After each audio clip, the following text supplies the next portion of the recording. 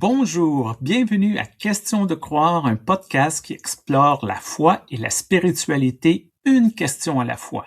Cette semaine, comment doit-on lire la Bible?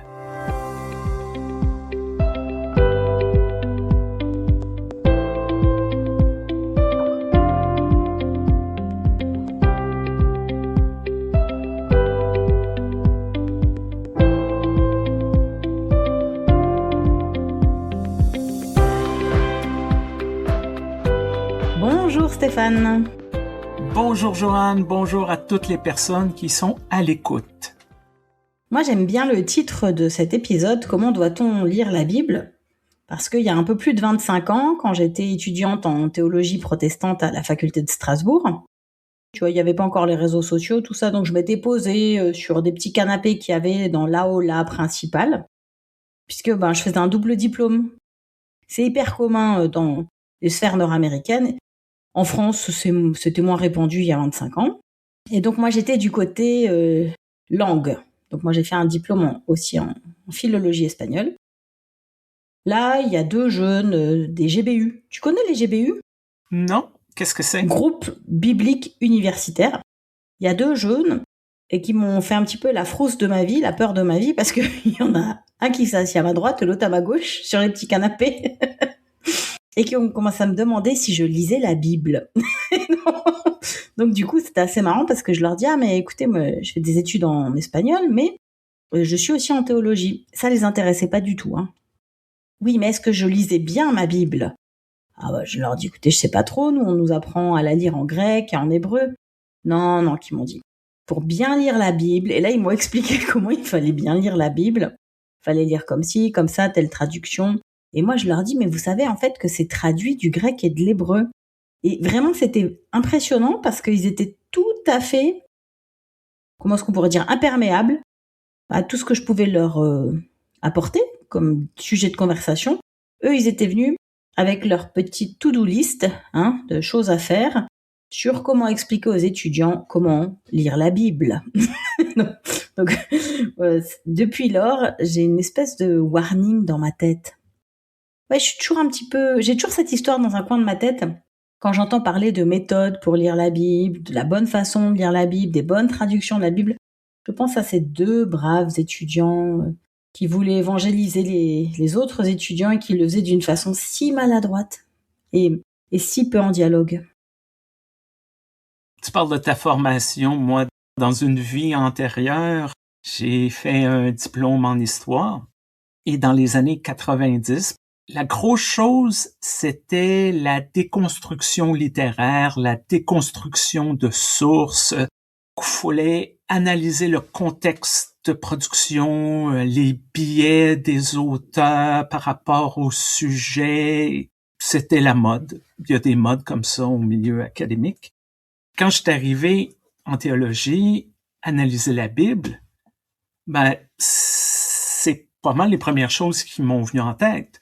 Lorsque j'ai appris que les premières mises par écrit des écrits bibliques, ça passe 50 ans plus tard, on peut pas dire « Ah, Jésus a dit telle chose, donc blablabla ». Je dis, il y avait personne là qui avait un dictaphone ou un enregistreur, il y avait personne qui avait un laptop qui tapait au fur et à mesure. Donc, ça l'a toujours influencé mon approche. Ça veut pas dire nécessairement que ces mots-là ne valent rien, mais une approche un peu plus littéraliste a toujours été plus difficile pour moi. Lorsque, par exemple, on a des lettres qu'on sait qui ont été écrites ou dictées par Paul, OK, là, on a quelque chose. Mais tout ce qui est évangile, tout ce qui est Premier Testament, c'est 1, 2, 3, 4 générations plus tard. C'est difficile de pas mettre ce filtre. Et aussi la question de la traduction. Quand on a eu le choix ou la chance d'apprendre une deuxième, une troisième, une quatrième langue, on comprend peut-être un peu mieux cette idée-là que Jésus a pas parlé en anglais ou en français. Mais lorsque je rencontre des anglophones qui ont jamais appris une autre langue, c'est quasiment comme une découverte. Ah, ce mot-là peut être traduit de telle façon, et oui, et la traduction influence. Tout ça pour dire que la lecture de la Bible dépend de tellement de choses que c'est toujours dangereux de s'en tenir à une lecture à la virgule près. En vérité, je crois qu'on a déjà abordé un peu cette question de quelle version de la Bible, quelle traduction. Et moi, je trouve que ça reste un champ fabuleux, vraiment fascinant, que le champ de la traduction en prenant en compte le milieu. Là, je lisais quelque part que certains textes d'Homère ont été mal traduits du grec parce qu'ils avaient été traduits avec des biais sexistes. Ah oui! Tu l'as vu passer? Alors, c'est des trucs qu'on trouve sur Facebook, donc c'est pas hyper vérifié, mais c'est vrai que de se dire que pendant longtemps, ce sont des hommes avec leurs biais, de leur culture aussi, et de leur milieu, ont traduit des textes de l'Antiquité, qui soient bibliques ou bien pas bibliques. C'est intéressant de prendre ça en compte. Et sur cet exemple d'Homère, c'était, si on a lu le même, le statut des femmes dans les maisons, qui sont restées dans les maisons quand les maris ou les maîtres étaient partis à la guerre. Et puis, on leur donnait un certain nom, et ce nom-là avait été traduit comme des femmes légères, alors que ce sont des esclaves qui ont été violés. Pas du tout pareil, en fait. Mais il nous arrive la même chose avec la Bible. Régulièrement, il y a une traduction qui est mise à jour et qui ouvre un champ de compréhension et un champ de possibles, notamment dans tout ce qui est études féministes. Moi, je trouve ça passionnant que de se laisser interpeller. Pour moi, une des belles illustrations de cette réalité est une version de la Bible en anglais qui s'appelle The Message. En traduction, il y a toujours deux choix. On fait une traduction mot pour mot ou sens pour sens. Et ça influence le style, ça influence est-ce que c'est plus facile, blablabla. Dans The Message, ils ont été pour sens. Et il y a un passage, ils ont choisi d'écrire ne pas se prendre trop au sérieux, mais prendre le message de Dieu au sérieux. Wow. Et pour moi, c'est ça. Est-ce que Dieu a dit telle chose? Est-ce que David a dit telle chose? Est-ce que Pierre a dit telle chose à tel moment exactement? Bof! Mais le message de ces écrits, oui, là, on travaille, là, il y a un côté sacré dans ce message-là. Il y a quelque chose qui a des générations et des générations qu'on travaille ces messages-là et on trouve toujours des nouvelles vérités, on trouve toujours des nouveaux enseignements. OK, là, on prend au sérieux le message. Une autre expression, c'est la différence entre voir l'arbre et la forêt. Je peux me concentrer sur un verset, puis tel mot a été utilisé, tout ça. Mais si je perds de vue l'ensemble de la forêt, l'ensemble des enseignements de Jésus, l'ensemble du message de Dieu pour l'humanité, et si je me concentre sur 2-3 mots d'un certain verset, bon, ça peut être intéressant d'un niveau linguistique, bon, mais on peut pas dire qu'on comprend mieux le message de Dieu ou les enseignements de Jésus. C'est vrai que la Bible, parfois, elle peut confirmer nos biais à nous. Et ça va dépendre effectivement du contexte de lecture, de la traduction, de qui nous entoure. Et je me rappelle quand j'étais jeune, j'ai décidé un jour d'être végétarienne. Et il se trouve que dans une vente protestante, enfin d'une paroisse protestante, j'ai trouvé un livre qui me disait que Jésus était végétarien, figure-toi, et que ce que je faisais là, c'était un acte purement chrétien. Oh, ça m'a fortifiée, j'avais 15 ans, je me suis sentie empourvée, je me suis dit, bah voilà, en plus de pas manger de viande, parce que moi je mangeais surtout pas de viande, le reste je mangeais un peu quand c'était nécessaire. Et bien en plus de pas manger de viande, mais tu suis Jésus. Bon, ça c'est un billet de confirmation bien sûr, et patatras. Après, quand j'ai regardé plus attentivement la Bible, j'ai découvert qu'il mangeait quand même des grillades de poisson. Mais il se trouve que j'adore les grillades de poisson, donc c'est bien aussi. Vraiment dans tous les cas, en quelque part, ça me donnait raison, tu vois. Il faut être plus ou moins végétarienne et manger des grillades de poisson. Mais voilà, tout ça, ça parle un petit peu de la façon dont on cherche des biais de confirmation, dont on cherche à être reconnu, apaisé par ce qui est écrit dans la Bible.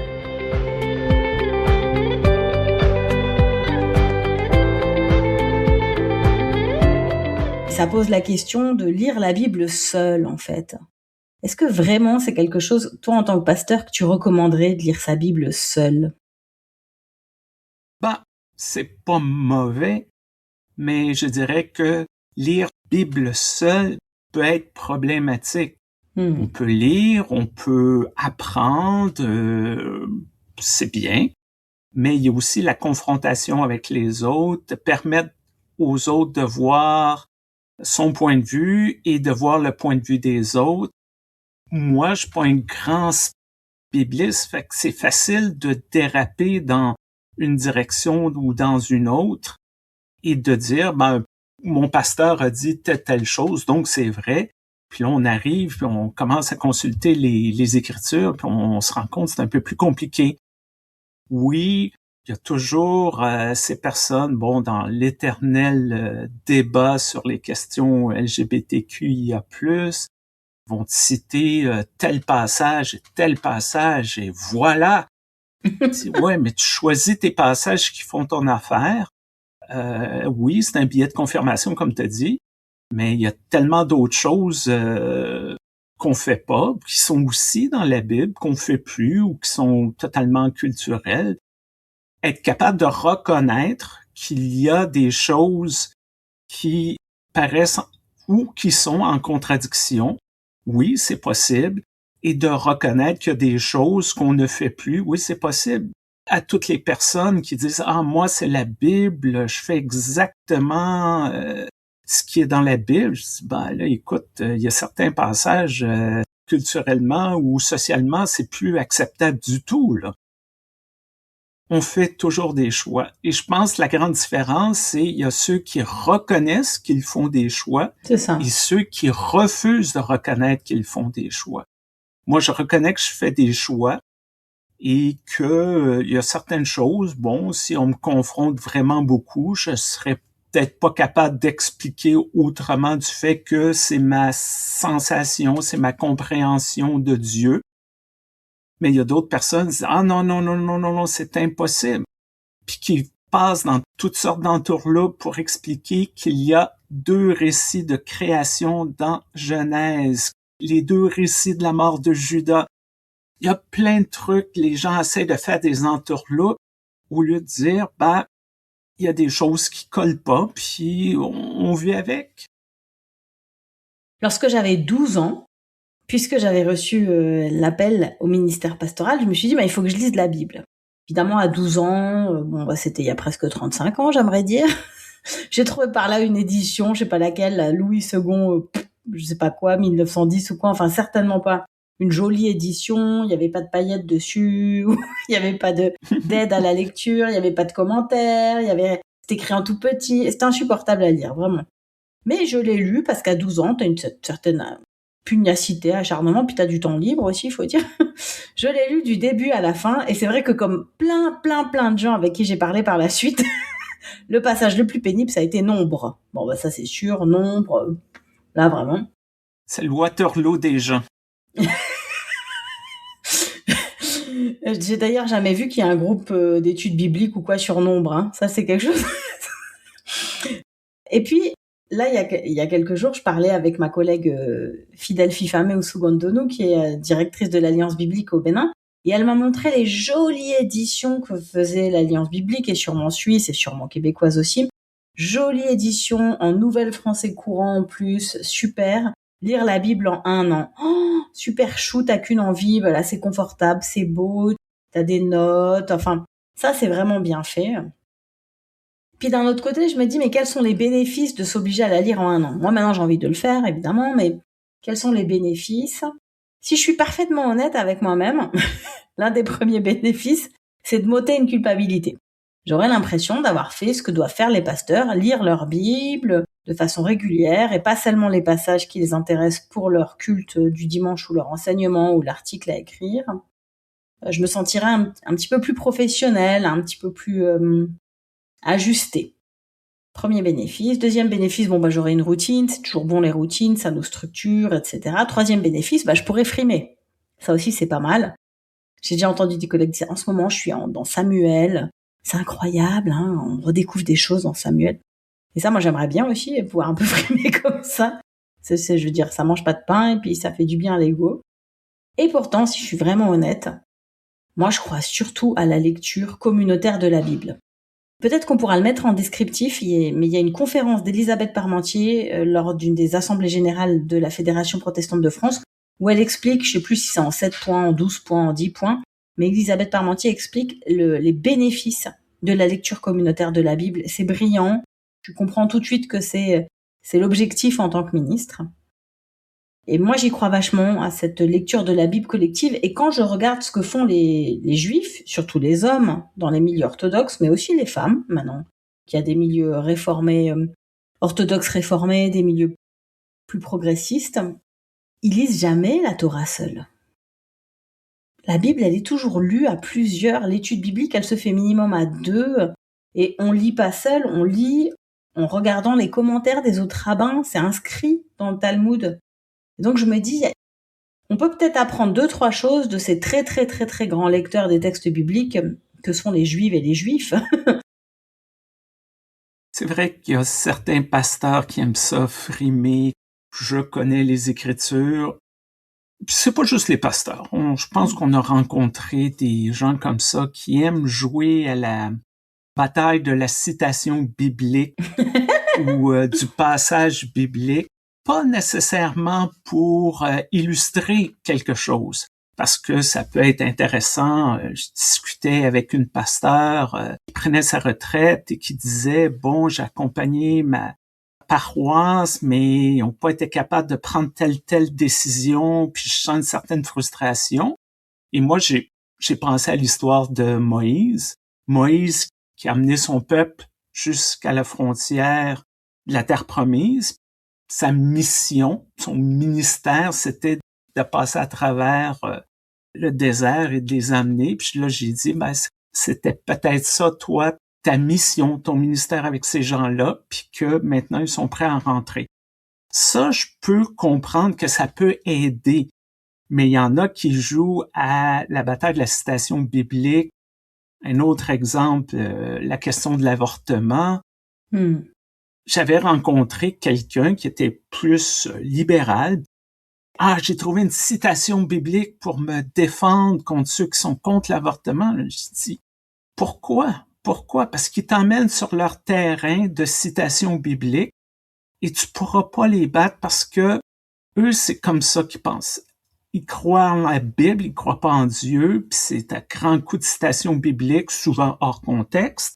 Moi, j'aime pas ça jouer dans ces jeux-là de frame, de démontrer ta culture biblique en étant capable de citer Romains 2, 4. J'ai aucune idée c'est quoi d'ailleurs.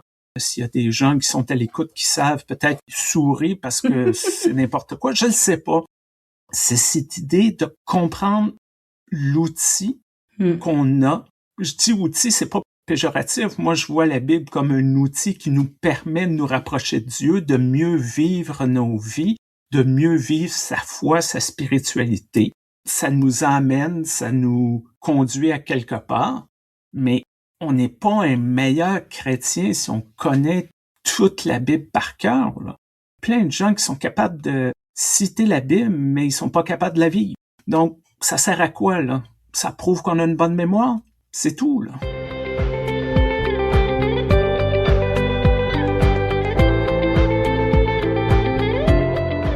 C'est la raison pour laquelle moi j'ai particulièrement du bonheur à faciliter, à proposer des groupes WhatsApp de lecture de la Bible. Souvent, c'est à l'occasion de l'Avent ou de Carême. Mais j'ai déjà fait aussi des groupes WhatsApp en temps de difficulté ou bien pour la rentrée, notamment la deuxième rentrée Covid qui en Europe a été assez dure pour tout le monde. On avait l'impression qu'on sortirait jamais de Covid. Et à un moment donné, j'ai demandé à celles et ceux qui étaient intéressés, est-ce qu'il y a un livre que vous aimeriez explorer? Et ils ont dit Oser.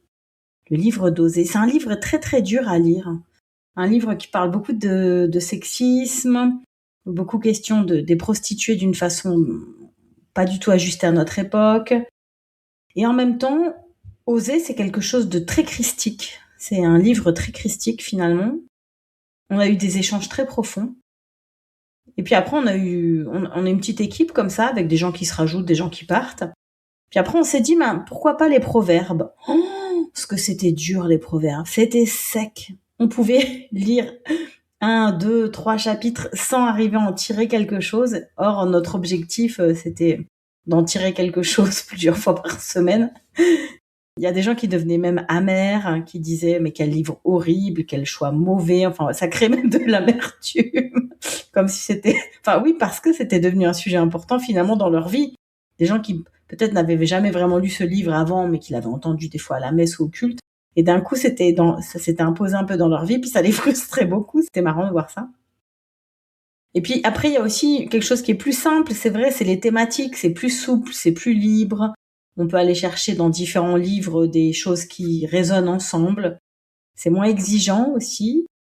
Ça pose la question d'utiliser la Bible, comme ça nous arrange un peu, au lieu de se farcir tout un livre avec ce que ça amène comme frustration, comme on l'a vu avec les proverbes. Mais dans tous les cas, on tente l'expérience de façon communautaire. On accueille aussi les joies et les frustrations des uns des unes des autres. Et puis, des fois aussi, on accepte que quelqu'un dise j'en peux plus. C'est vraiment une lecture qui me fait pas du bien, qui quitte le groupe. Alors ça, c'est toujours un peu frappant, mais ça peut arriver. Et puis, il y a des gens après qui disent aussi, mais ça m'a beaucoup inspiré. J'en ai parlé à mon pasteur ou à d'autres gens. Et maintenant, on a un projet autour de cette thématique ou de ce livre. C'est vrai, voilà, moi, j'aime beaucoup faire ça. Et je crois aussi que ça comble un peu ma difficulté personnelle à trouver une formule dans laquelle je sois personnellement à l'aise pour lire la Bible de façon régulière. Tous ces groupes WhatsApp, groupes d'études bibliques, en personne, peu importe le format, prouvent que on prend la Bible au sérieux. Souvent, du moins en Amérique du Nord, il y a comme un code là. Une expression en anglais, il parle de Bible-centered ou centré sur la Bible. Le code, c'est ici, on lit la Bible d'une manière peut-être plus littérale ou plus traditionnelle. Nous, on prend ça au sérieux, la Bible. Vous, les libéraux, les progressistes, vous faites n'importe quoi, vous dites n'importe quoi, vous prenez pas ça au sérieux. Moi, je dis non, justement, on prend ça au sérieux. J'ai trouvé une super belle citation sur Réformé du physicien Friedrich von Weizsäcker. En tout cas, bref. T'as fait allemand combienième langue? 6e langue? J'atteins ma limite. Hein, qui dit « Nous avons le choix de prendre la Bible à la lettre ou la prendre au sérieux. » Et j'adore ça parce que oui, il y a un respect justement pour la Bible et que c'est pas parce que on se questionne, même parfois on critique ce qui est écrit là. Comme tu as dit dans le livre de Osée, c'est quand même dur pour les femmes, c'est un message difficile. Ben, je pense qu'on a le droit de dire ça aussi au sujet de la Bible quand on lit la Bible puis qu'on la prend au sérieux, de pas juste de lire ça puis de dire ah ben oui, c'est comme ça que les enfants doivent se comporter, c'est comme ça que les femmes doivent se comporter, c'est comme ça que les hommes doivent se comporter. Ça pour moi, c'est ne pas prendre au sérieux. Je prends au sérieux et j'amène mon cerveau lorsque j'essaie de lire la Bible, parce que j'essaie de comprendre le message. Et je pense que il y a quelque chose qu'on doit dire peut-être plus. Peut-être qu'on est trop timide ou on a de la difficulté à s'affirmer. On n'est peut-être pas comme ces deux étudiants-là que tu parlais en début d'épisode. On va pas aborder les gens. Est-ce que tu lis la Bible? Est-ce que tu as une approche critique lorsque tu lis la Bible? On a moins ce zèle-là, mais je pense que notre approche est tout aussi valide. On prend ça au sérieux. C'est pas qu'on fait n'importe quoi, là. Ben justement, du fait qu'il y a un lectionnaire, le lectionnaire qui est surtout quelque chose qu'on utilise en Alsace, beaucoup dans les paroisses luthériennes, aussi dans des paroisses réformées. Ce lectionnaire a plus de 400 ans et dans l'Union des Églises protestantes d'Alsace et de Lorraine, ce lectionnaire est recommandé. Il est d'ailleurs imprimé tous les ans. C'est assez joli. On peut le trouver online ou on peut l'acheter. Et en fait, je me rends compte que on respecte beaucoup la Bible en suivant le lectionnaire parce qu'on s'oblige aussi, les dimanches, à prêcher sur des textes avec lesquels on ne serait pas à l'aise, comme ça, spontanément. Et j'ai vraiment du respect pour l'une des pasteurs de ma jeunesse, Claire-Lise Holzmeyer, qui a tenu à respecter le lectionnaire pour notre mariage à Amaury et moi. Et c'était cette histoire qui est pas toute simple, avec le gars qui a fait une grande fête, mais ses invités ne sont pas venus parce qu'ils avaient autre chose à faire, notamment l'un d'entre eux devait essayer sa nouvelle vache, donc on sait pas trop à quoi ça correspond. Et du coup, cette personne qui faisait cette fête est allée chercher des gens dans la rue, à droite, à gauche, des gens voilà, un peu pauvres, un peu mendiants, un peu sans abri. Et notre pasteur a décidé de prêcher là-dessus et de dire que parfois, pour un mariage, en fait, ne viennent pas les personnes qu'on souhaiterait le plus qu'elles viennent, et d'autres personnes qui sont venues deviennent finalement les hôtes principaux. Et un mariage, c'est un peu ça, c'est toute une vie où on pourra pas prévoir exactement qui se pointera pour soutenir ce mariage, pour être là dans ce mariage. C'est un peu la surprise de la vie et l'émerveillement. Et je trouvais que c'était génial. C'était super de s'obliger mutuellement à respecter ce lectionnaire. Ça a ouvert des pistes d'interprétation. Et ça a donné lieu à plein de conversations parce qu'il y a des gens après qui nous ont dit c'est un peu gonflé quand même d'avoir choisi ce texte. Et là, tu peux dire non, je l'ai pas choisi, c'était celui du lectionnaire. Voilà, donc oui, on prend la Bible au sérieux, mais d'une autre façon. C'est une autre forme de sérieux. Et peut-être que tous nos sérieux sont complémentaires pourvu qu'on prenne les choses au sérieux avec beaucoup d'humour et qu'on fasse de l'humour avec beaucoup de sérieux. Est-ce que on pourrait parler de tout ça dans notre groupe WhatsApp? Parce qu'on parle de groupe WhatsApp, Stéphane, mais on en a un, nous, de groupe WhatsApp pour les personnes qui ont envie de continuer les conversations autour des podcasts. Et oui, on a créé ça en début d'année 2026.